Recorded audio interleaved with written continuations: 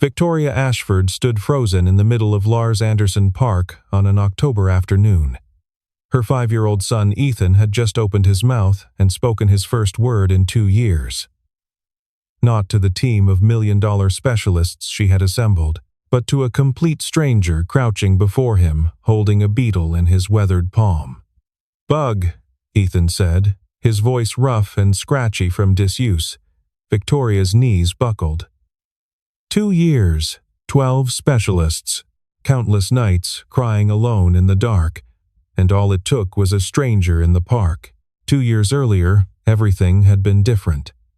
Ethan Ashford was a bright, curious 3-year-old who never stopped talking. He asked questions about everything, from why the sky was blue to why dogs wagged their tails. His grandmother Margaret adored him, and on that particular Tuesday afternoon, she had picked him up from preschool while Victoria finished a board meeting at Ashford Media Group. The truck driver had fallen asleep at the wheel.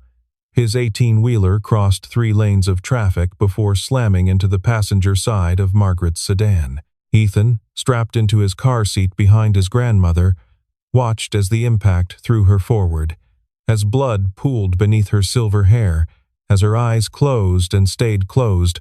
Emergency responders found him sitting in perfect silence, his small hand reaching through the gap between seats toward his grandmother's motionless body. Margaret survived. After 3 surgeries and 8 months of rehabilitation, she walked again, spoke again, laughed again. But something in her grandson had broken in a way no surgeon could repair. From the moment the paramedics pulled him from that car, Ethan Ashford stopped speaking entirely. Victoria consulted every expert money could buy: speech-language pathologists from Boston Children's Hospital, child psychologists with waiting lists stretching years into the future, play therapists who charged $400 an hour to watch her son stack blocks in silence. The diagnosis came quickly enough: a condition called selective mutism triggered by severe psychological trauma. The prognosis was less clear. Some children recovered within months, others took years. Richard Whitmore, Victoria's husband of 8 years, grew increasingly impatient as the months stretched on. He was a venture capitalist who had married Victoria partly for her sharp mind and partly for her family's media empire. What he had not bargained for was a son who refused to perform the basic social functions expected of a Whitmore heir. The final argument came on a Thursday night, 11 months after the accident. Victoria had just returned from another fruitless therapy session when she found Richard packing a suitcase. "I didn't sign up for this," he said without looking at her. "I didn't sign up to raise a broken child." Victoria felt something cold settle in her chest. "Get out," she said quietly. Richard finally met her eyes, perhaps expecting tears or pleading. He found neither. Just the same steel that had made Ashford Media a billion-dollar company under her leadership. "The divorce papers will be ready by Monday," she continued. "Don't bother fighting for custody. We both know you don't actually want it." The divorce was finalized in 6 months. Richard got a generous settlement and visitation rights he never exercised. Victoria got everything else, including sole custody of a son who looked at her each day with eyes that held entire conversations his mouth refused to release. She learned to read those eyes. The slight crinkle that meant he was happy. The downward cast that signaled exhaustion.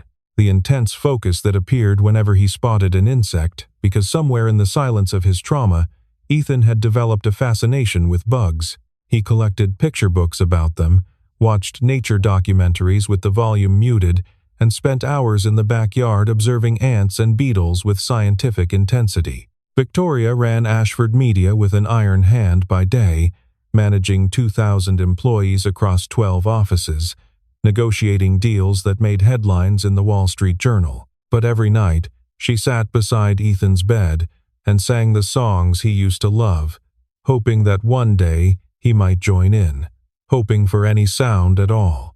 On this particular October morning, Victoria made a decision. She canceled Ethan's 11 o'clock therapy appointment and drove to Lars Anderson Park instead. "Maybe you need Sky more than you need another doctor's office," she whispered as she unbuckled his car seat. Ethan looked at her with those expressive eyes, his face revealing nothing. But as they walked toward the park's winding paths, his small hand squeezed hers just a little tighter. Marcus Cole sat on a wooden bench, watching his 6-year-old daughter Lily chase something through the fallen leaves. The October air carried the sweet decay of autumn, and the afternoon sun filtered through branches that had just begun to turn gold and crimson.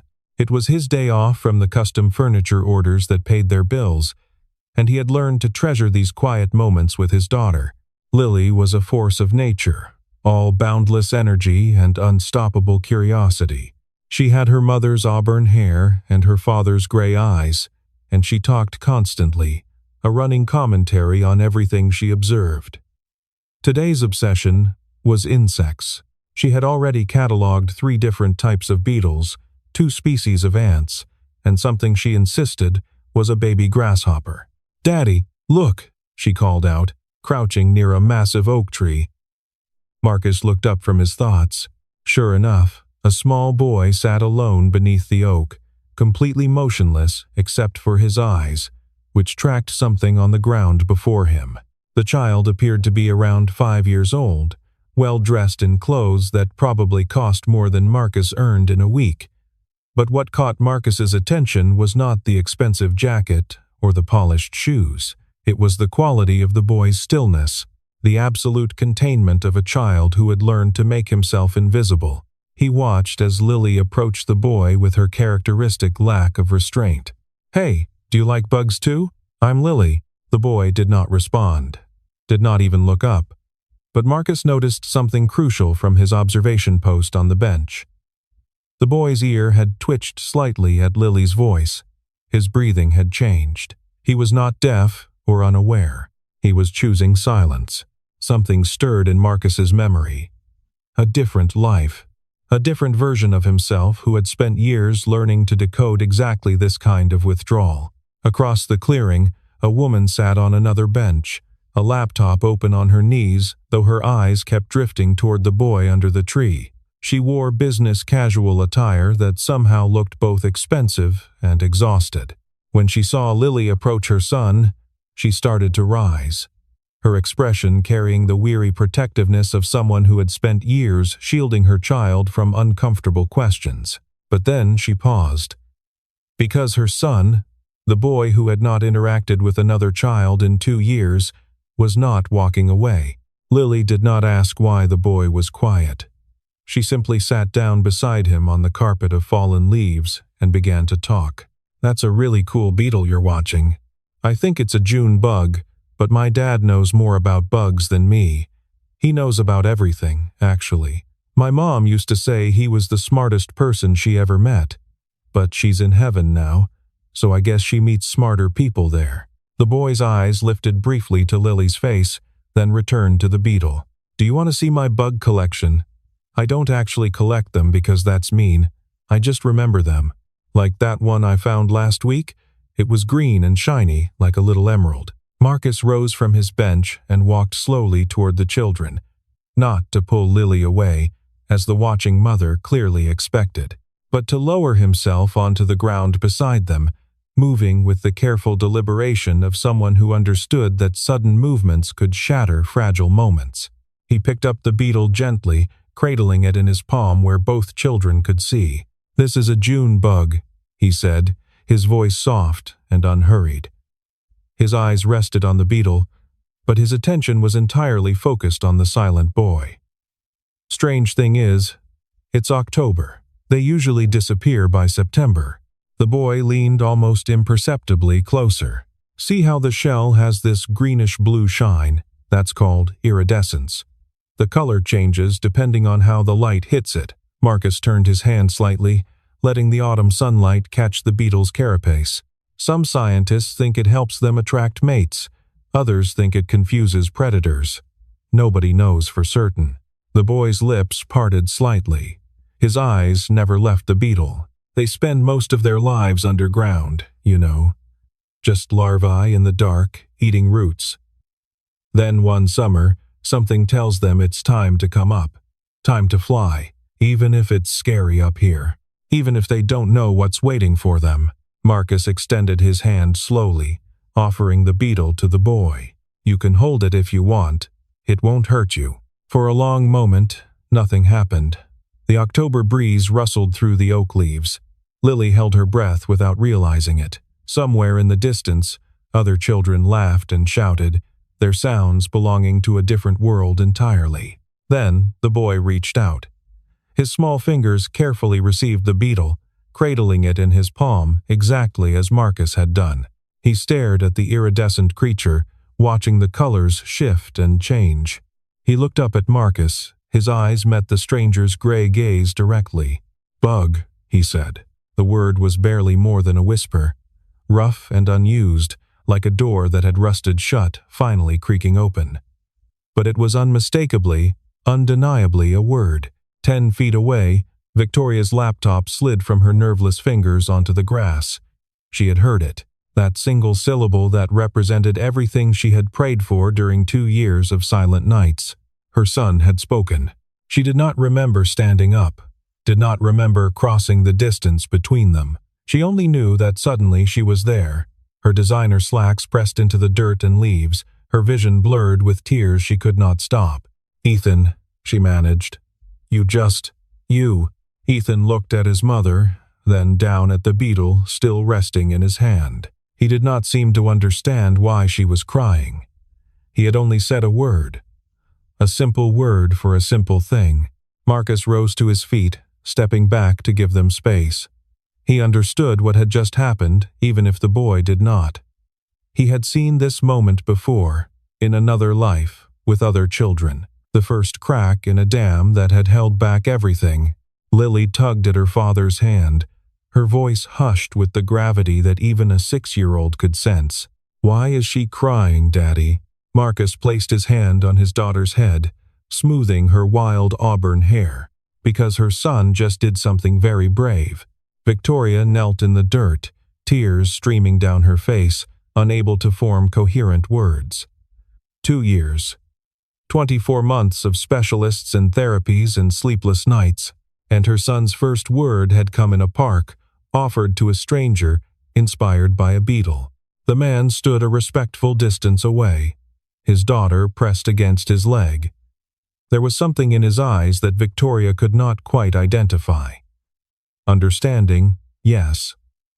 Something that looked almost like recognition. After several minutes, Victoria managed to compose herself enough to stand. She wiped her face with the back of her hand, not caring that her mascara was certainly ruined, that she probably looked nothing like the polished CEO who commanded boardrooms and closed billion-dollar deals. She approached the stranger carefully, as if he might disappear if she moved too quickly. Who are you? Her voice came out raw, unguarded in a way she had not permitted herself in years. What do you do?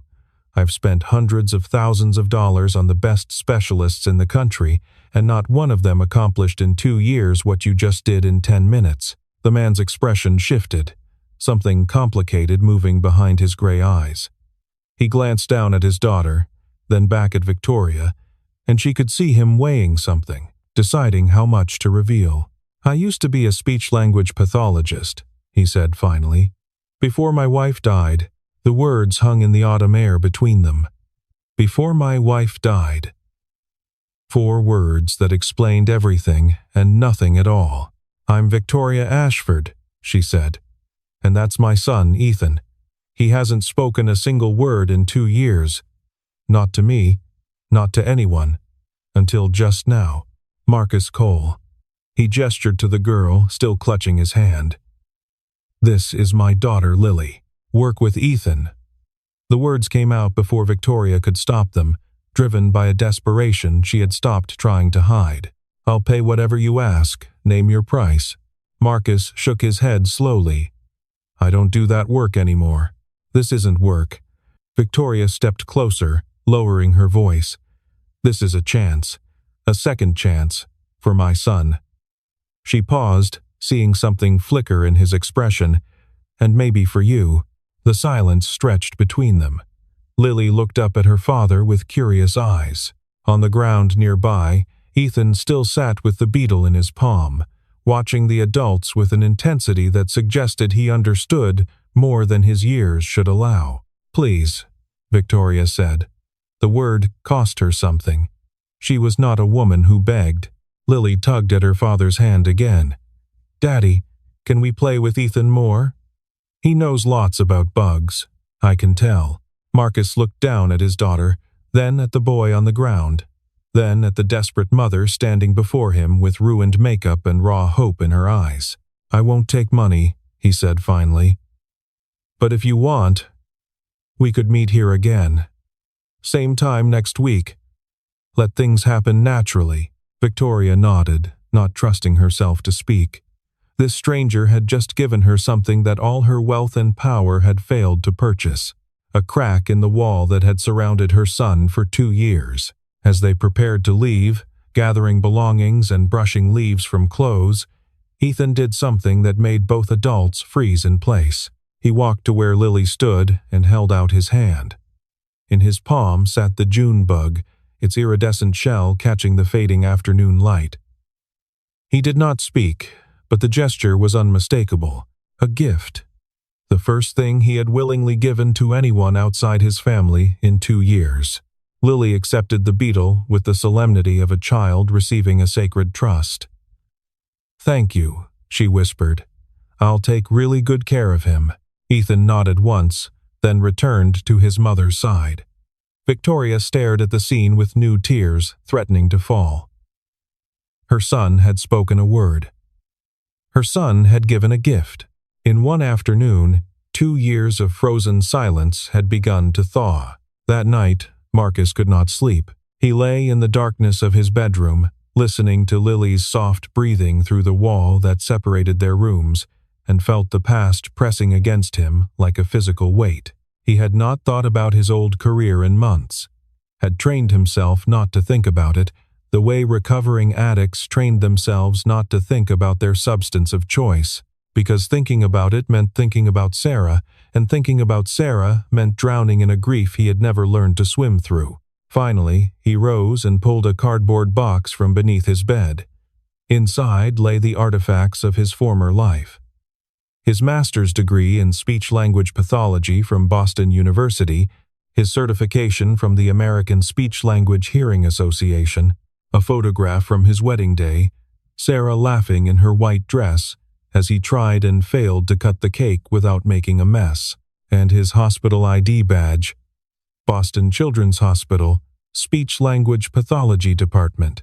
The photo showed a younger version of himself, a man who still believed that love and hard work could fix anything. Sarah had died on a Tuesday evening, driving to pick him up from that same hospital after a late shift. A drunk driver had run a red light at 40 miles per hour.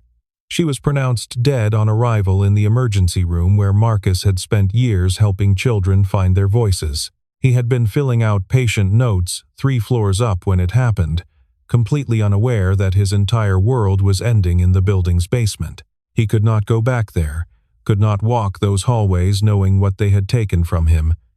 So he had quit, sold their house in Cambridge, bought a smaller place in Brookline with a garage he converted into a workshop, taught himself carpentry from YouTube videos and library books, built furniture for children because it was the only way he could still use his hands to help them without confronting everything he had lost. Lily did not remember her mother clearly. She had been 2 when Sarah died, but she knew the stories Marcus told her, the photographs that covered their walls, the way her father sometimes paused mid-sentence when something reminded him of the woman they had both loved. Marcus put the box away and walked to his workshop. The smell of sawdust and wood oil calmed him the way meditation never could. He ran his hands over the rocking horse he was building for a client's daughter, feeling the grain beneath his fingers. The boy in the park had stirred something he thought was buried. Not just his professional instincts, though those had certainly awakened. Something deeper, a sense of purpose he had abandoned along with his career. Across town, in a house that could have contained 6 of Marcus's, Victoria Ashford sat in her home office conducting her own investigation. A Google search for Marcus Cole had revealed a trail of articles from 4 years ago. Rising star at Boston Children's Hospital, specialist in selective mutism and childhood trauma, published research on alternative therapeutic approaches. Then nothing. A complete disappearance from professional life following a brief obituary notice for Sarah Cole, age 32, survived by her husband Marcus and daughter Lily. Margaret Ashford found her daughter still staring at the computer screen at midnight. The older woman moved carefully these days, her left hip never quite recovering from the accident that had stolen her grandson's voice, but her mind remained sharp as ever. "You're researching him," Margaret said. It was not a question. Victoria nodded, not bothering to minimize the screen. He was one of the best in his field, specialized in exactly what Ethan has. Then his wife died and he just stopped. Margaret lowered herself into the chair beside her daughter. "Victoria, you've spent 2 years trying to buy your way to a solution, hiring the most expensive experts, flying in specialists from other countries, and today, a man who has lost everything just like we almost did was able to reach Ethan when none of them could. I offered to pay him. He refused." "Good." Margaret's voice carried the weight of hard-earned wisdom. "Some things cannot be purchased. This man has already lost his wife. He is raising his daughter alone. He gave up his career rather than face the place where his wife died." She paused, letting the words settle. "And despite all of that, he still has enough left inside him to help a stranger's child. That is not an employee, Victoria. That is something much rarer, a potential friend." Victoria was quiet for a long moment. Then she closed her laptop and looked at her mother. "I don't know how to do that," she admitted. "I know how to negotiate contracts and acquire companies. I don't know how to just let something happen." Margaret smiled, reaching out to pat her daughter's hand. "Then perhaps this is your opportunity to learn." That night, Victoria sat beside Ethan's bed, as she did every night, but instead of singing, she told him about the June bug, how it lived underground for years before emerging into the light, how it had beautiful colors that changed when you looked at it from different angles. Ethan lay with his eyes open, watching her face as she spoke. When she finished, he did something that made her breath catch in her throat. He raised his small hand and touched his own lips. Then he reached out and touched her lips. It was not a word, but it was communication. A new kind of bridge across the silence that separated them. Victoria took his hand and held it against her cheek, tears sliding silently down her face. Progress came in many forms. Tonight, she would take whatever she could get. The weeks that followed developed their own rhythm. Every Saturday afternoon, 2 families met at Lars Anderson Park. Marcus would bring sandwiches from the deli near his workshop. Victoria would bring thermoses of hot cocoa that Ethan refused to drink but Lily devoured. The children would play, or rather Lily would play while Ethan observed with increasing engagement, and the adults would talk. Ethan's progress came in small increments. Single words emerged slowly, offered exclusively to Lily, as if the 6-year-old girl were a safe harbor in waters too dangerous for adults.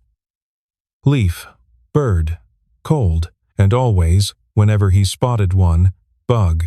Marcus did not push. He understood, from years of training and experience, that pressure was the enemy of progress in cases like Ethan's. The boy's silence was not defiance or inability. It was protection, a fortress he had built around himself after watching his grandmother nearly die. The walls would come down only when he felt safe enough to let them. Lily became an unconscious therapist, accepting her friends' limitations without question or judgment. She narrated their play constantly, filling the silence with stories and observations and questions that required no answers. "Ethan wants to see the caterpillar," she would announce when the boy pointed at something. "Ethan thinks that cloud looks like a dinosaur." She translated his gestures and expressions into words, giving voice to his silence without demanding that he speak for himself. The conversations between Marcus and Victoria deepened gradually. She told him about Richard, about the shame of admitting that the father of her child had called him broken, and walked away, about the loneliness of running an empire while feeling completely powerless in the face of her son's suffering.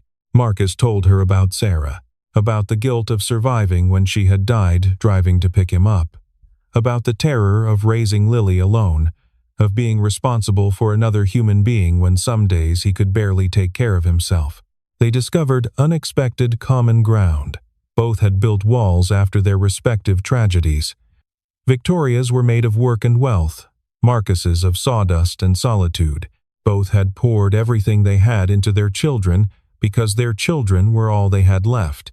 "I run a company with 2,000 employees," Victoria said during their fourth Saturday meeting. "I've negotiated with senators and sued media conglomerates, and once talked a hostile board into a complete reversal, but I can't help my own son say a complete sentence." Marcus watched Lily and Ethan examining something in the grass nearby. "You're helping him right now.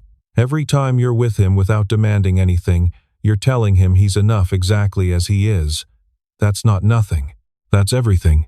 Victoria looked at him then, really looked, and he saw something shift in her expression, a crack in her own carefully maintained walls. Their moment was interrupted by Victoria's phone buzzing with a text message. She glanced at the screen, and Marcus watched the color drain from her face. "What is it?" Victoria's voice came out hollow. "My ex-husband. He wants to see Ethan.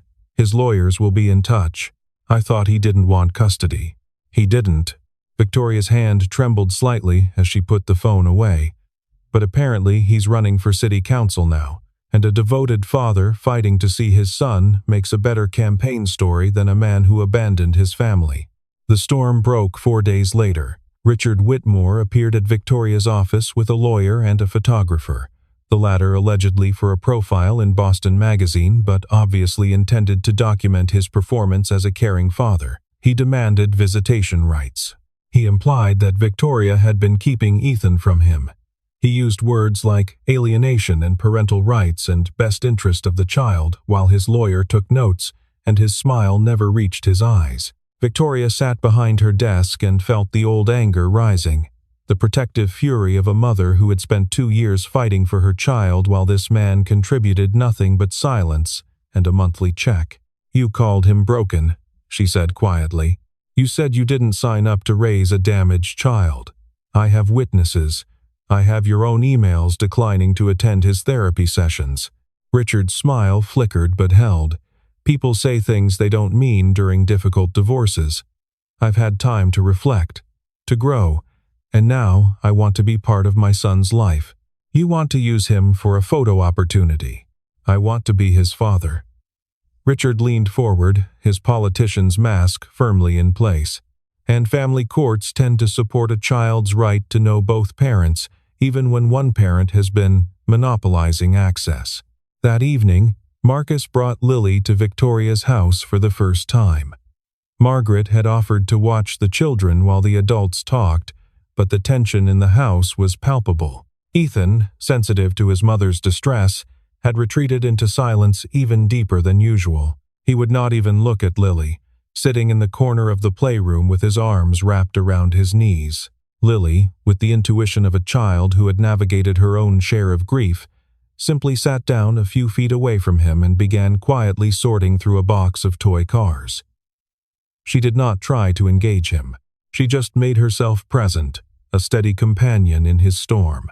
Marcus found Victoria in the darkened living room, sitting alone on a couch that probably cost more than his workshop equipment. "You didn't do anything wrong," he said, sitting down beside her. Victoria laughed without humor. "I know that, but knowing doesn't help when your child starts regressing because he can feel your fear." He stopped talking again, even to Lily. It's like the past 4 weeks never happened. He stopped talking because he's trying to protect you. Victoria looked at him sharply. "What?"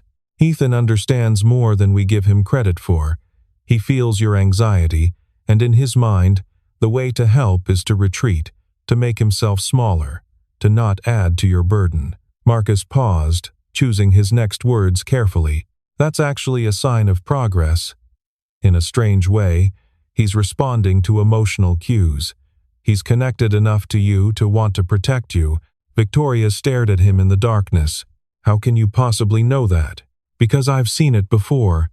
in dozens of kids over the years. He hesitated. And because it's what I did, after Sarah, I tried to make myself invisible because I thought my grief was hurting Lily. I thought if I could just contain it, keep it locked away, she wouldn't have to carry any of it. Did it work? No. Kids always know. They can't articulate it, but they know. Marcus turned to face her fully. What worked was being honest, letting her see that sadness was okay, that we could carry it together. Victoria was quiet for a long moment. When she spoke, her voice was barely above a whisper. Why are you helping us? You don't owe us anything. You barely know us. Marcus looked toward the playroom, where he could hear Lily's soft voice narrating something to Ethan. When I look at you with Ethan, I see Sarah. How she would have fought for Lily. How she would have torn apart the world if anyone threatened our daughter. His voice caught slightly. I didn't get to tell her that. How much I admired her strength. How grateful I was to have her as a partner in raising our child. She died before I could say any of it. He met Victoria's eyes in the dim light. Maybe helping you is my way of saying it now. Of honoring who she was by being there for another mother who's fighting the same fight. Victoria reached out in the darkness and took his hand. Neither of them spoke. The connection required no words. A week later, Marcus proposed something radical. Bring Ethan to my workshop, he said during their Saturday park meeting. Sometimes, busy hands help open quiet mouths. Victoria hesitated. The workshop represented Marcus's private world, the sanctuary he had built after losing everything. Inviting them there felt significant in ways she did not fully understand. Are you sure? Marcus nodded. I've been thinking about it all week. There's something about working with wood, the focus required, the physical engagement. It takes the pressure off verbal communication because there's always something else to do with your energy. They went the following Thursday. Marcus's workshop smelled of sawdust and linseed oil, the scent of things being made rather than destroyed. Tools hung in neat rows on pegboard walls. Half-finished projects lined the workbenches, children's furniture in various states of completion. Lily immediately began showing Ethan around, pointing out her father's works in progress with proprietary pride. That's going to be a rocking horse, and that's a bookshelf shaped like a tree. Daddy makes the best stuff. Marcus set the children up at a low workbench with a simple project. A wooden box for collecting insects. Just 4 walls, a floor, a lid with a mesh window. He showed them how to sand the pieces smooth, guiding their small hands over the wood. For an hour, the workshop filled with the sounds of sandpaper on pine and Lily's constant chatter. Ethan worked in silence, but his silence was different now. Engaged rather than retreated. Present rather than protected. Then came the moment that would change everything. Ethan needed a piece of wood that Lily was using. He reached for it, then stopped. Looked at Marcus. Looked at Lily. His mouth opened and closed. Lily. His voice cracked on the word. Both adults froze. Victoria, standing in the doorway, pressed her hand against her mouth. Please? 2 words. A complete thought. A sentence. Lily handed over the wood as if nothing remarkable had happened. Here you go. I was done with it anyway. But Marcus saw Victoria's shoulders shaking, saw her turn away to hide tears she could not control. Her son had just spoken his first sentence in over 2 years, and it had been a request, an expression of want. A reach toward connection rather than retreat from it. That evening, the 4 of them sat on the workshop floor eating pizza from boxes balanced on sawhorses. Sawdust covered their clothes. Ethan had wood shavings in his hair. For the first time, it felt like something that none of them had expected and all of them desperately needed. It felt like family. The custody hearing was scheduled for a Tuesday in late November. Victoria arrived at the courthouse with her lawyers, her mother, and a quiet terror that no amount of professional preparation could fully address. Richard had mounted a convincing public campaign over the preceding weeks. Local news had run sympathetic features about the successful businessman fighting to reconnect with his estranged son. Nobody mentioned that the estrangement was entirely his choice. Marcus sat in the gallery with Lily, their presence a silent statement of support. Victoria had not asked them to come. They had simply shown up. The proceedings unfolded with excruciating slowness. Richard's lawyers painted a picture of a devoted father unfairly excluded from his son's life. They produced character witnesses who testified to his reformed priorities. They suggested that Victoria's demanding career had left her unable to provide adequate attention to a special needs child.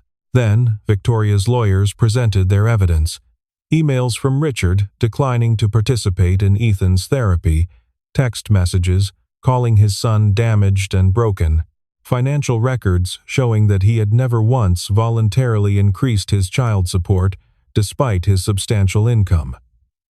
Testimony from the therapists he had refused to meet. The turning point came when the judge asked to hear from Ethan himself. A child psychologist had been appointed to facilitate the conversation, to translate if necessary, to ensure the boy was not pressured or coached. Ethan sat in a small chair that made him look even younger than his 5 years. His eyes found his mother in the courtroom. Then they moved to the gallery, where Marcus and Lily sat together. The psychologist asked gentle questions. Did Ethan understand why they were there? Did he have anything he wanted to share? For a long moment, Ethan said nothing. Victoria felt her heart fracturing with every second of silence.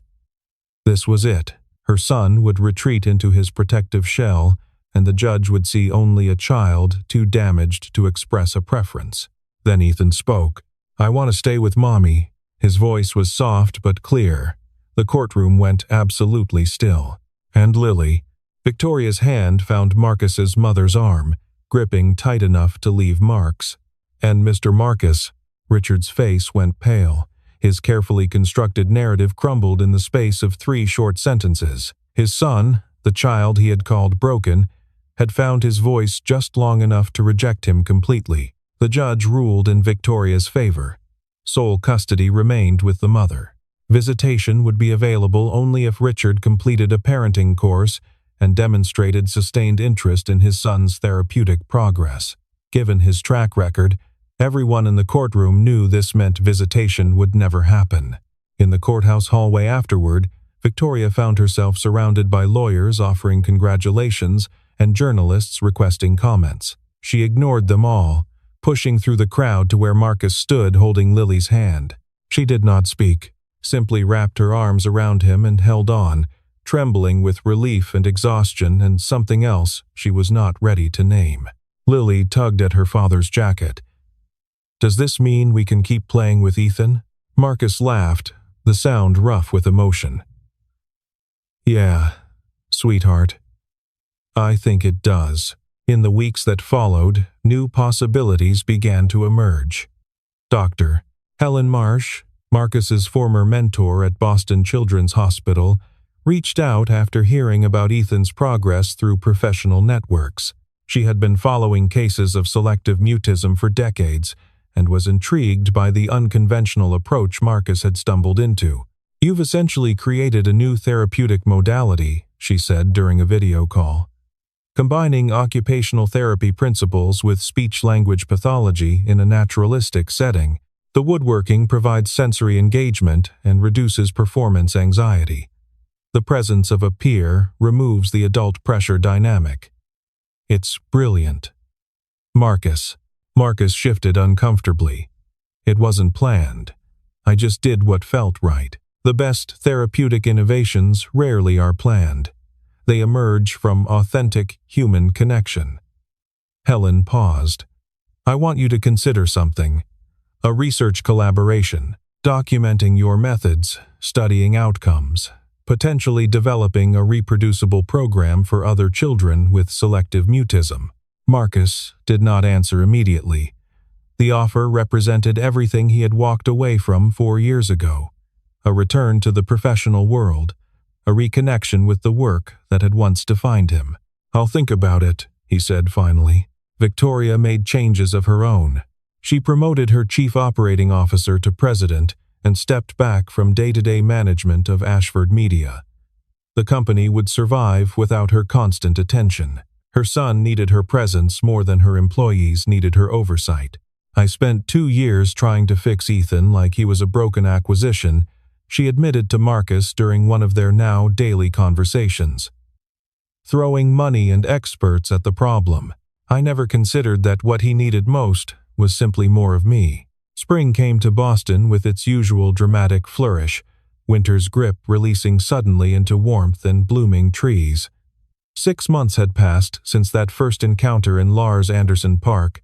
Marcus and Victoria sat on their familiar bench, watching their children play in the distance. Ethan's vocabulary had expanded dramatically. He spoke in full sentences now, though still primarily to Lily. With adults, he remained cautious, but the fortress walls had become permeable. Words escaped more frequently.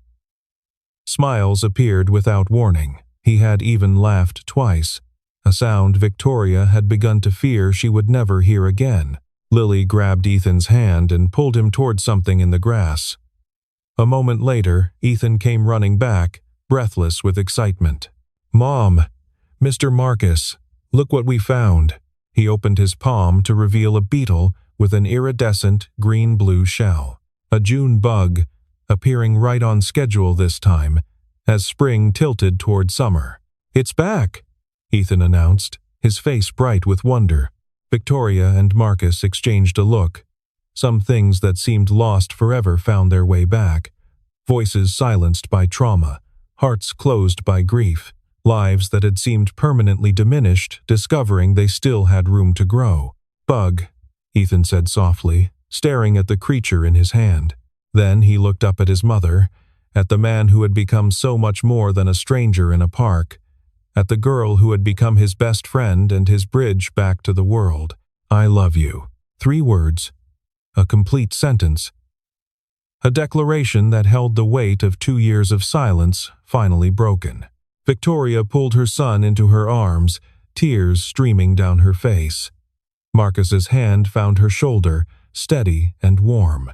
And Lily, refusing to be excluded from the moment, threw herself into the embrace, nearly knocking them all over. 4 people tangled together on the autumn-colored grass of a Boston park.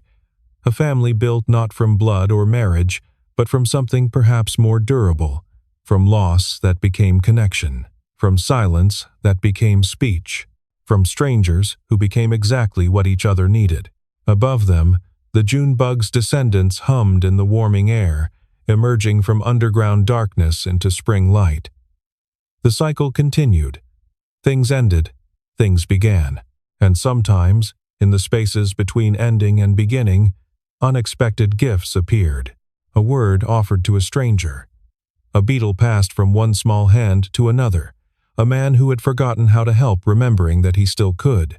A woman who had tried to buy salvation discovering it was free all along. 2 children finding in each other the friendship that would shape who they became. The park hummed with life around them. Other families came and went, absorbed in their own stories, unaware of the small miracle that had just occurred on a bench beneath an old oak tree. But Marcus and Victoria and Lily and Ethan knew, they would always know. Some things that break can be mended, some silences can be filled. Some people who arrive as strangers become the family you were always meant to find. And sometimes, all it takes is a single word. Bug.